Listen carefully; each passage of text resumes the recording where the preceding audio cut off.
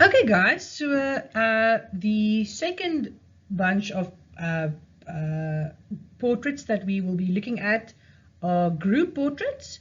I just have a few things that I want to say about different elements of groups. So let's get started. This is an interesting example. I think you maybe would have recognized it, or will have done it. You should recognize it, I think, from having discussed it before. The Arnolfini double portrait. This, of course, the husband, and this the wife. There you can see them giving each other their hands. And then, of course, a very important element of this painting, the dog down here. There we go. The dog, of course, we recognize the word, the Latin word fido or fidus, which we know today as the word fidelity. Fidelity in marriage, meaning that the two are faithful to each other. Also important in this painting, here at the back, what we also see here in detail is this convex mirror that reflects the two of them, the husband there and the wife, and two other figures there in the room.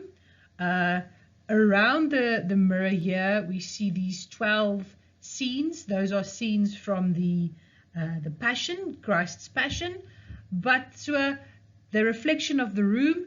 And then just above the mirror, here we see this text, which reads, Johannes van Eyck was here, and the date. So there's this really interesting article that an art historian in the 1930s, Erwin Panofsky, wrote about this painting, wherein he argues that more than this just being a painting, it also serves as a sort of a marriage certificate. We see the two figures who are now married, and we see the signature there that makes it legitimate. So a group portrait that also in society, if one agrees with Panofsky, serves its further purpose as being a marriage certificate. Our next example is a group portrait by Rubens. This is him, self-portrait, Peter Paul Rubens. I'm not want to say too much, but this, I'm sorry to interrupt myself, this incidentally is his brother, if I'm not mistaken. But all that I want to say about this painting is a group of friends, a group of artist friends here painted all together. Okay, so now this is a very cool example. The Officers' Banquet of St. Hadrian's Militia. This is a painting by Frans Hals, and incidentally, Frans Hals, he was a Dutch artist. He lived in the Dutch town of Haarlem. There's actually a Frans Hals museum in that town. I've been fortunate enough to have visited it, so I've seen many of these. And he perfected the Dutch word for these group portraits are skitterstukke. And he painted these massive group portraits. They are life-size. Here you can see we have 11 men. You must now, if you can, imagine 11 life-sized men sitting and standing around next to each other. These paintings are big. So there's also, if you can see in the notes, there's a book in the library that if you are interested and we one day have access to the library again, that you can go and look at. Group Portraiture in Holland is the title, and especially there in the first chapter, the introductory chapter, he discusses numerous features and characteristics of group portraiture in Holland, but we can think about in broader terms. So then therein he explains what are the functions, or what is the function of a group, which is to represent individuals, but to give these individuals a collective purpose. Here we see these 11 individuals celebrating at this banquet. We must ask ourselves, what is a group? And he explains that it is any number of individuals who now stand in some or other relation to one another. As we can see here, they are busy with some or other activity that is directed towards each other, like these guys celebrating at the banquet.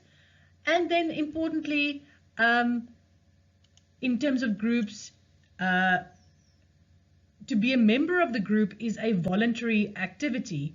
These individuals are together, they have a collective end, they are the militia of this town. Militia is like a civil police. So they have this collective purpose, yet they do not lose their freedom or their independence. Let's see what's the next example. Well, this is Rembrandt's famous The Night Watch. I'm not sure if we've spoken about this before, but if we have, this is actually one of my favorite paintings. I was fortunate enough to have seen this one as well when I was in the Netherlands. It's in the Rijksmuseum in Amsterdam. If you ever have the opportunity to go to Amsterdam, you must. And if you can visit this museum, you definitely must. So another element that book on group portraiture touches upon is the notion of internal and external coherence. Now, this is not something that I think you have to be too worried about. I just want to mention it briefly. Okay, so what is the idea of external coherence is what I think we have here. The members of the group stand independently.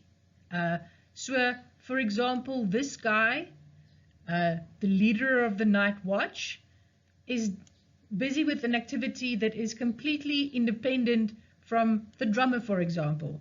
They are busy with separate and independent actions. The same with this guy, and the same once again with this girl. Yet, importantly, they relate to the viewer. You can see most of these guys' faces are turned towards us, towards the viewer. So that is external coherence.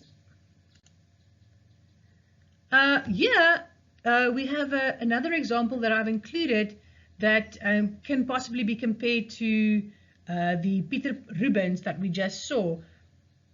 A group of artists and friends standing together. This painting by Henri Fantin-Latour is actually poets and artists from France. It's not necessary to know who every single one of them are, but just to see, it's a sort of a trope that we find in group portraits where artists paint their friends. Incidentally, just also note these beautiful little small life scenes we have here and here to finish the painting. We spoke earlier about the external coherence. This is an example that I think we can say has internal coherence. Everybody in this painting, all the women, all the feminists, you'll remember Sylvia Sly is a feminist artist. Everybody here is involved in one single action.